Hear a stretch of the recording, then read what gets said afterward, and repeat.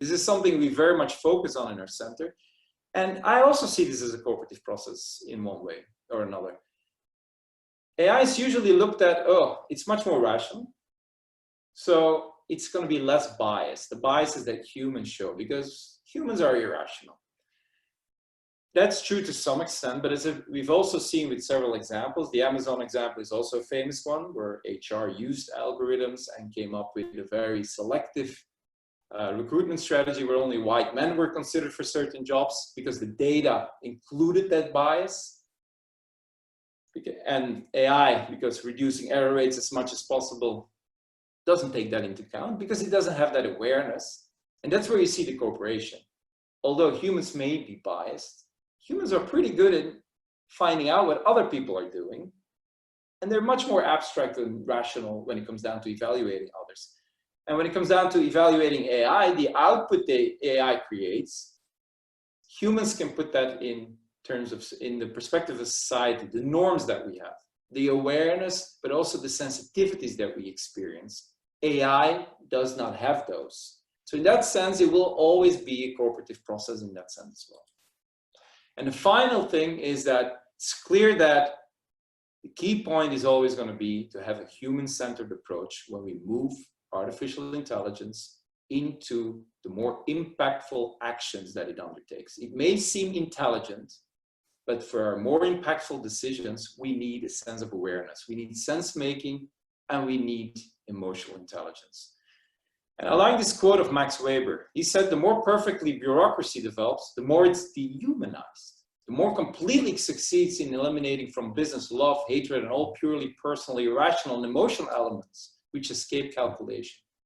And you see, this is where it's very simple to infer that, yes, management, because it's closely related to bureaucracy nowadays, that's where algorithms step in. But we can't only manage our organizations. We have to lead them because else we're going to dehumanize them anyway.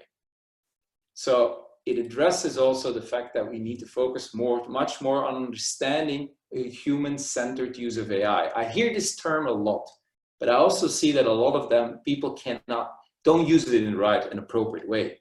Human-centered is not only understanding you're doing it for a human end user and that's sufficient. That's the first step. But it's really thinking about what will be the implications when we implement certain AI technologies.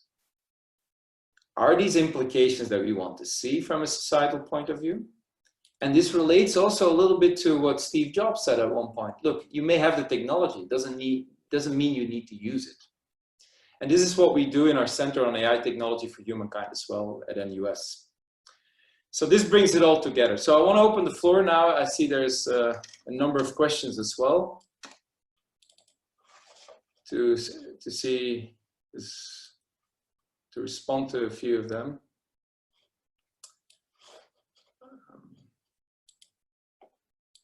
Okay.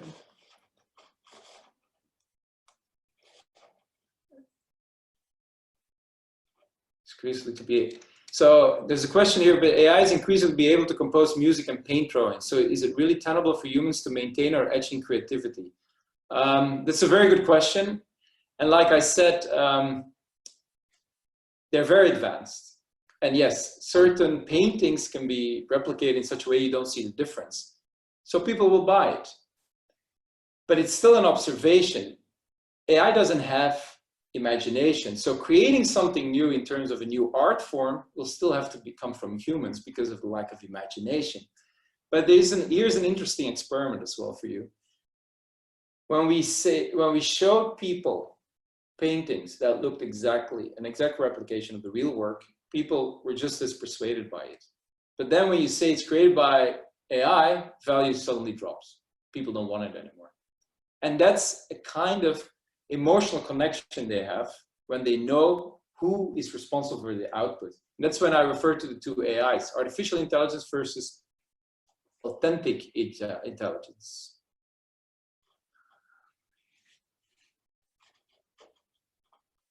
Okay.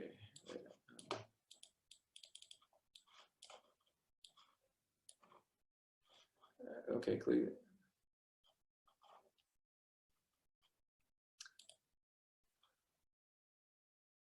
Okay.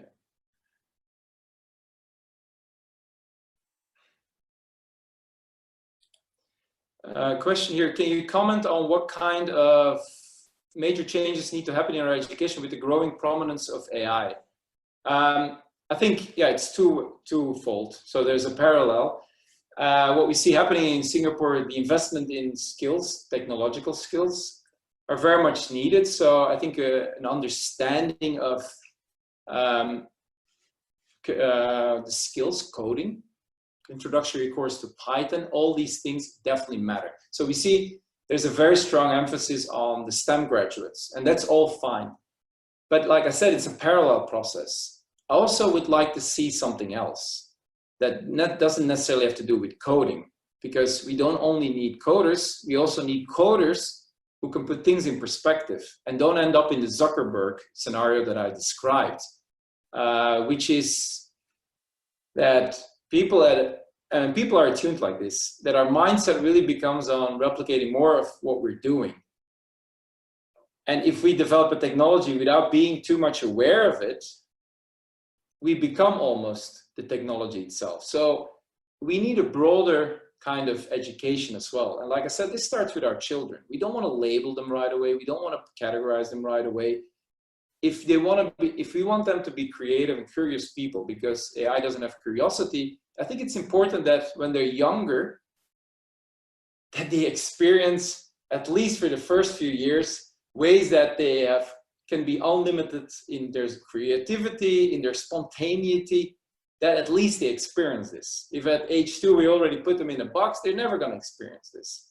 So education has to change in that sense that, yes, we need to prepare them in ways that they know what the world is doing. So that's technology. But in addition, we need also the personal development, because that personal development is going to bring in our authentic intelligence, the second type of intelligence.